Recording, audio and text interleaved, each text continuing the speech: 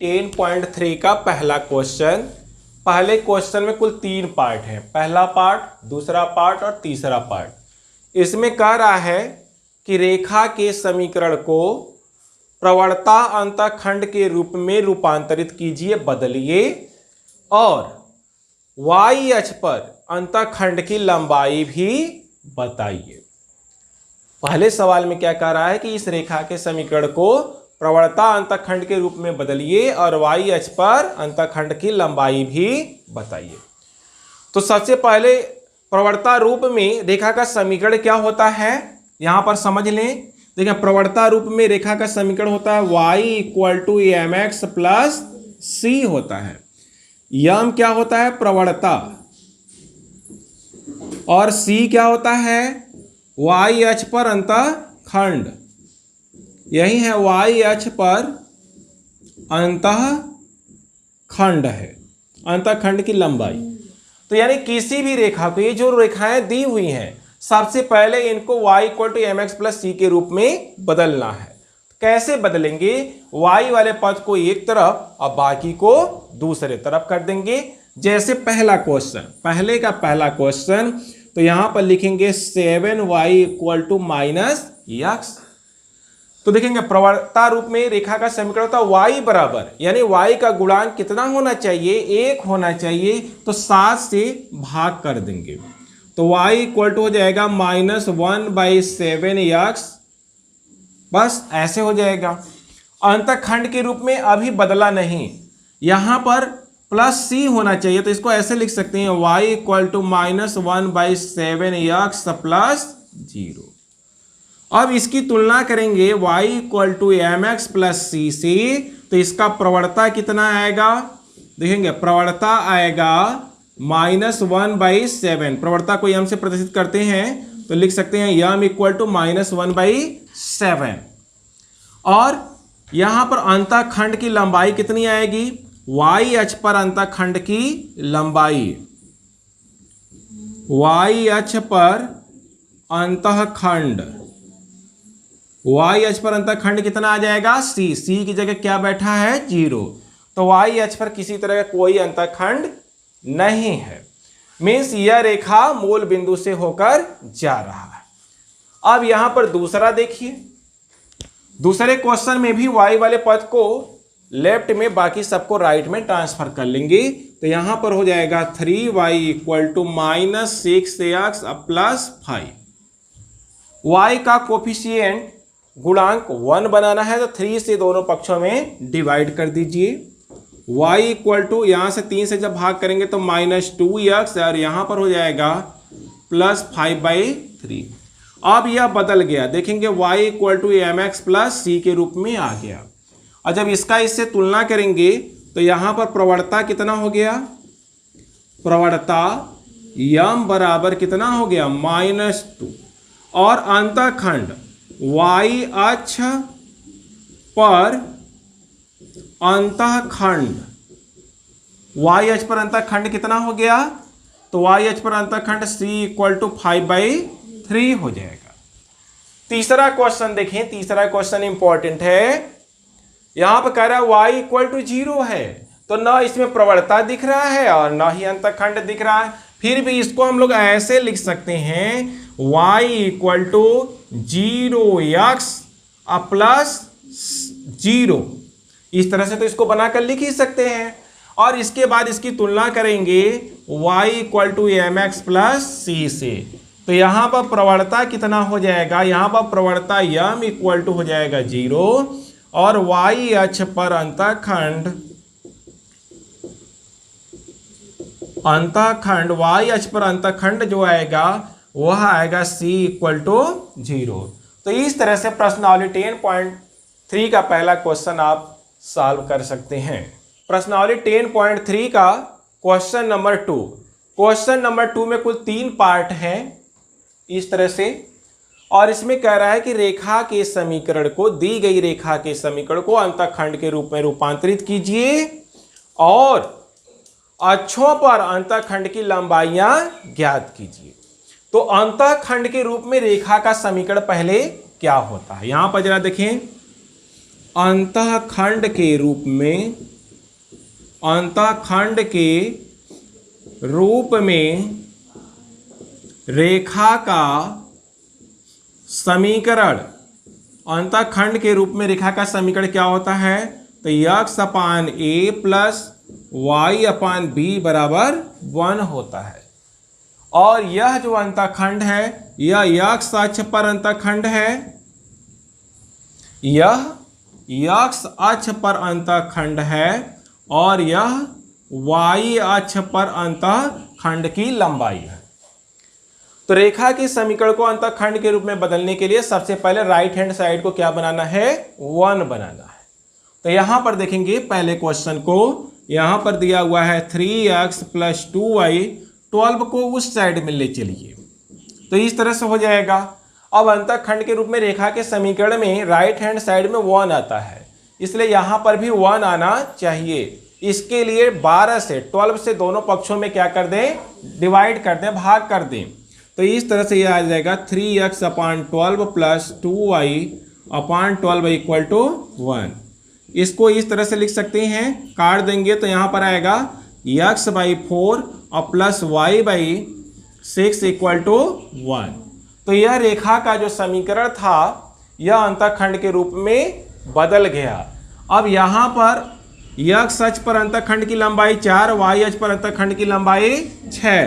तो यहाँ पर लिखेंगे x अक्ष पर अंतःखंड बराबर 4, y अक्ष पर अंतःखंड बराबर 6। इस तरह से दूसरे सवाल को भी इसी तरह से आपको कर लेना है। दूसरे के दूसरे पार्ट को 6 से सबसे पहले डिवाइड करिए तो यहाँ पर हो जाएगा 4x माइनस 3y, और जब 6 से डिवाइड करेंगे तो यहाँ तो 1 हो जाएगा, यहाँ पर अपान 6, यहाँ पर अपान क्या हो जाएगा? 6 हो जाएगा। अब इसको देखिए इस तरह से लिखना है, 4 से इसमें डिवाइड करेंगे तो इस तरह से आप बना लीजिएगा 6/4 माइनस y, यहाँ पर लिखेगा प्लस और माइनस को नीचे लिखेगा -6/3 और इक्वल टू 1। यहाँ से लिखेंगे x अपान 3/2 प्लस y अपान, यहाँ से लिखेंगे तो -2 और इक्वल टू कितना? 1।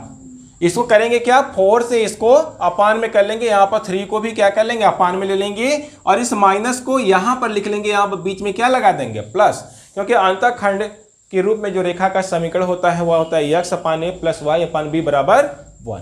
तो अब यहाँ पर जब तुलना करेंगे तो x अक्ष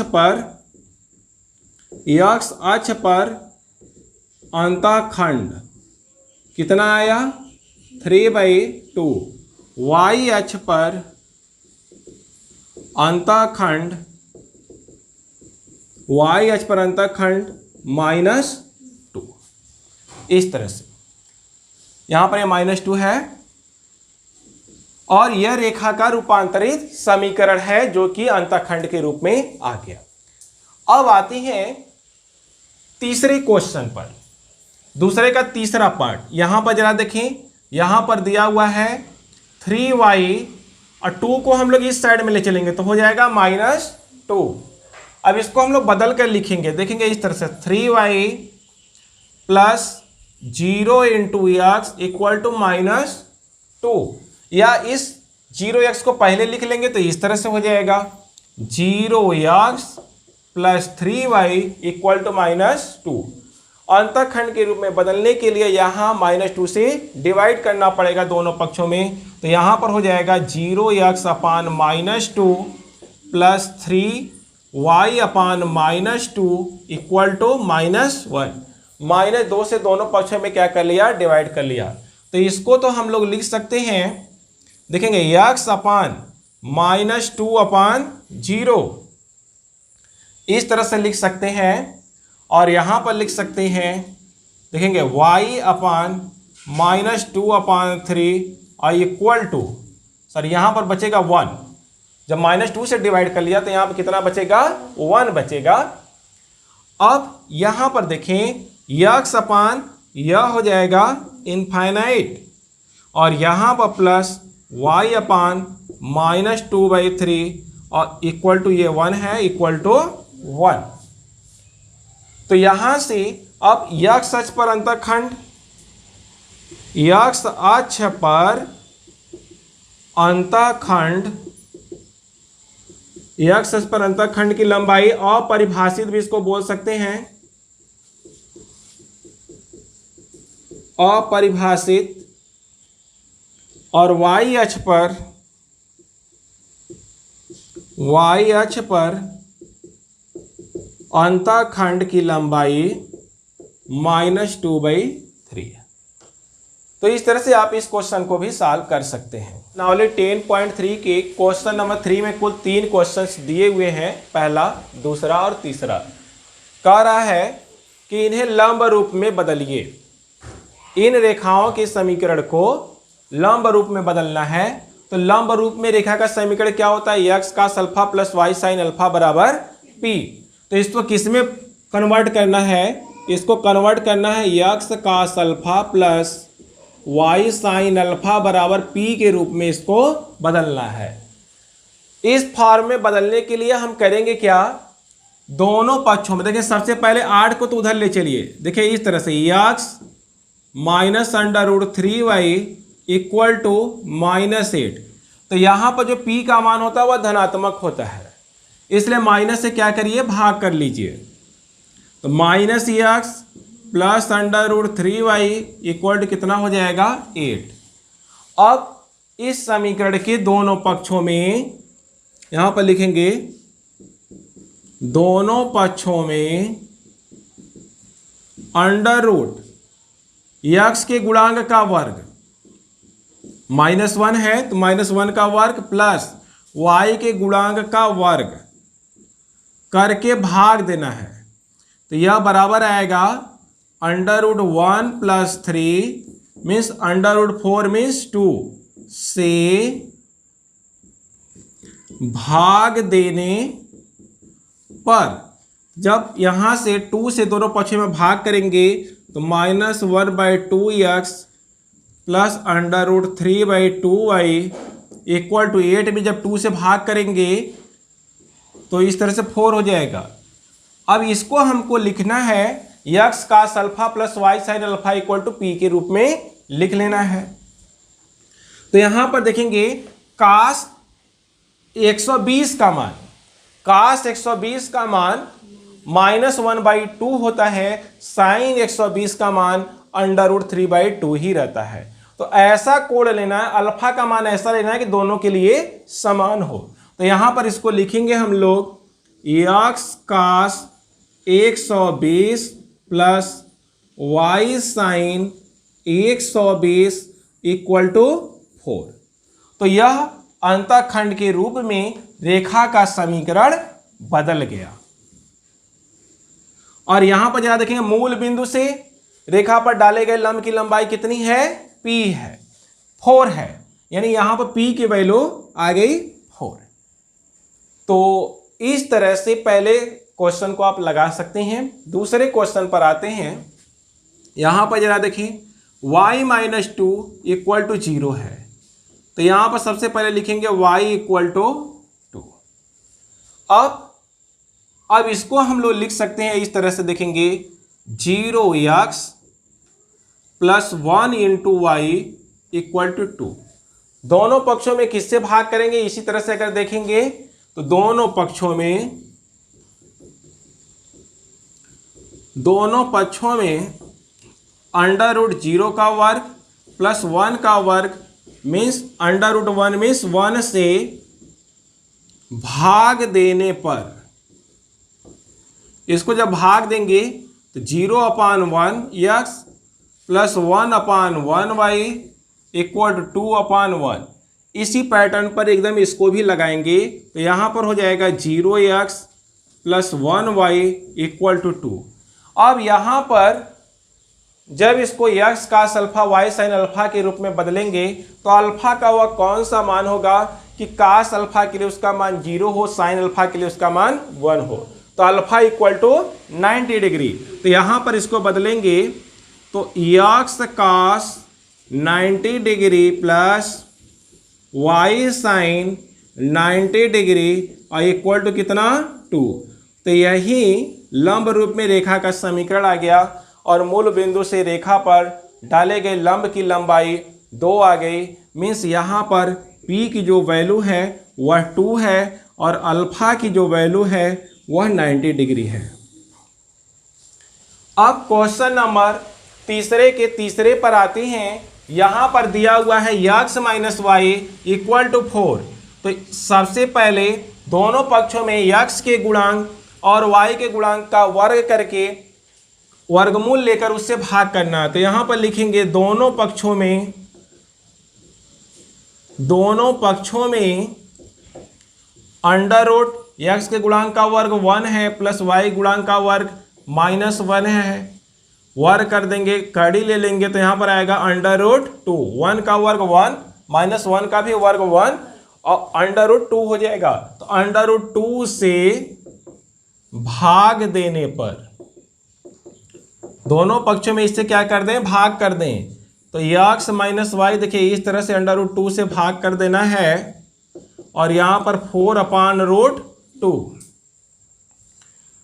तो इसमें करेंगे क्या, √2 से ऊपर नीचे इंटू कर लेंगे और यहां पर देखेंगे कास की वैल्यू, कास अल्फा की वैल्यू 1/√2, साइन अल्फा की वैल्यू 1/√2। तो कितने की वैल्यू, साइन के लिए माइनस हो जाएगा और कास के लिए 1/√2 ही रहेगा। तो यहां पर जो कोण आएगा देखेंगे, यहां पर जो कोण आएगा साइन के लिए ऋणात्मक होना चाहिए, कॉस के लिए वही चीज धनात्मक होना चाहिए।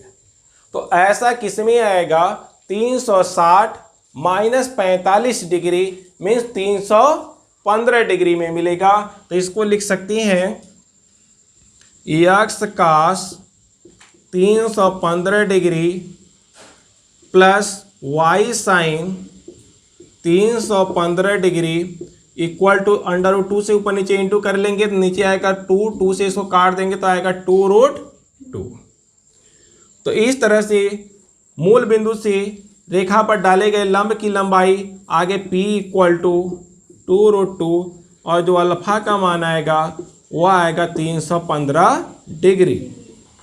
तो इस तरह से क्वेश्चनों को आप लगा सकते हैं। अब आते हैं प्रश्नावली 10.3 का क्वेश्चन नंबर 4। यहाँ पर एक बिंदु दिया हुआ है और यह रेखा दिया हुआ है। कह रहा है कि इस बिंदु की इस रेखा से दूरी ज्ञात कीजिए। तो बिंदु से रेखा की दूरी ज्ञात करने का मतलब क्या हुआ, इस बिंदु से इस रेखा पर लंब की लंबाई ज्ञात करना। तो इस बिंदु को हम मान लेते हैं P। रेखा को सबसे पहले सरल करें तो यहाँ पर हो जाएगा 12x प्लस 12 × 6 = 72 अब -5y साइड में ले लेंगे और प्लस 10 इक्वल टू 0 हो जाएगा।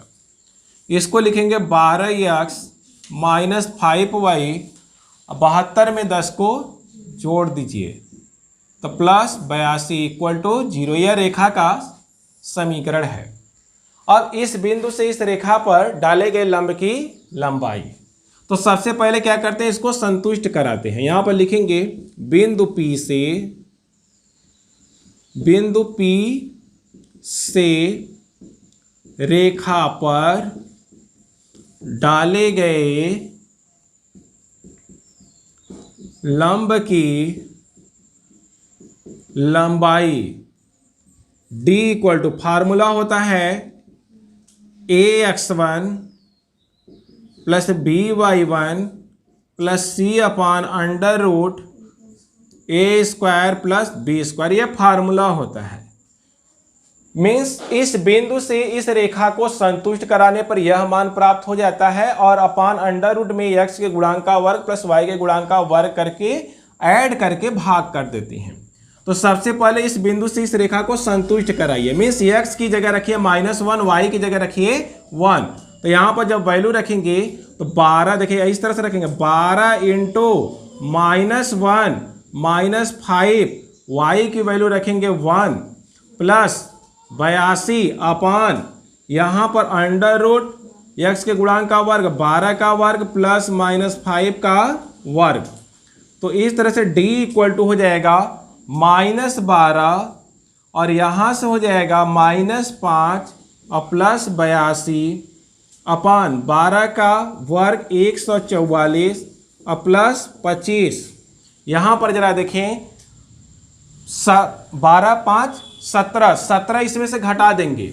जब 17 घटा देंगे तो आएगा 65, 65 अपान डी इक्वल टू आएगा 65 अपान यहाँ पर आएगा 169 और डी इक्वल टू आएगा 65 अपान 13 और डी इक्वल टू 13 × 5 = 65।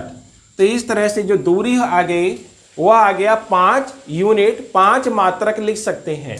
तो इस बिंदु से रेखा 1 की दूरी 5 मात्रक। तो इस तरह से चौथे क्वेश्चन को आप लगा सकते हैं। प्रश्नावली 10.3 का क्वेश्चन नंबर 5, इसमें एक रेखा दिया हुआ है x/3 + y/4 = 1 और दूरी दिया हुआ 4 मात्रक और बिंदु पूछ रहा है, अर्थात x अक्ष पर उन बिंदुओं को ज्ञात कीजिए जिससे रेखा x/3 + y/4 = 1 पर डाले गए लंब की लंबाई 4 मात्रक है।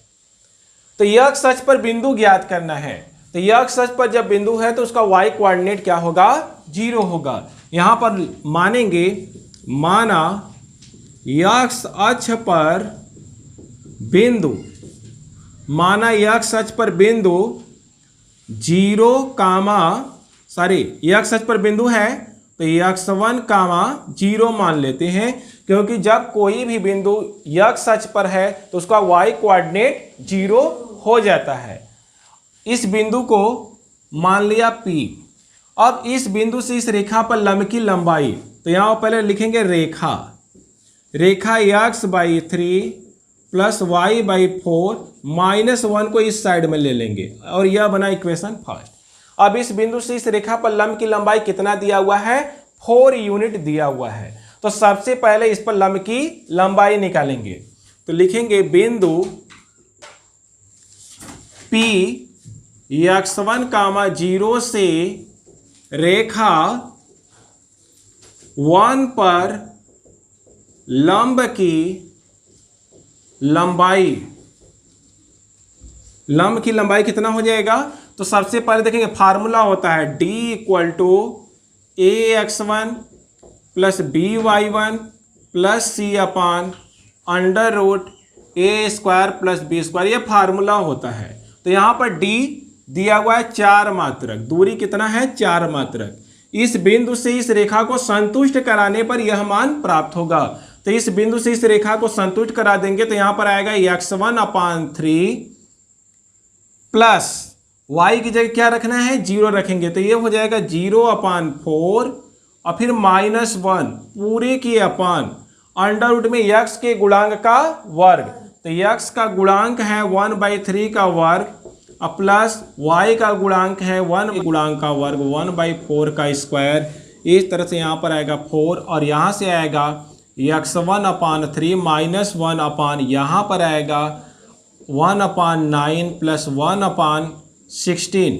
यहाँ पर एलसीएम लेंगे तो इस तरह से हो जाएगा। यहाँ पर x1/3 या एलसीएम ले लें यहाँ पर भी, तो यहाँ पर जब लघुत्तम ले लेंगे तो यहाँ पर आएगा x1 - 3 अपान यहाँ से कितना आएगा?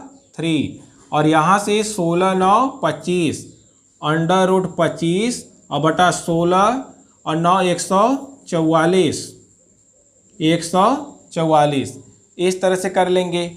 अब इसके बाद करेंगे क्या? दोनों पक्षों का इसका इसमें इंटू कर लेते हैं। जब इंटू करेंगे तो 3 चौका 12 और √25 बटा 144 = x1 - 3।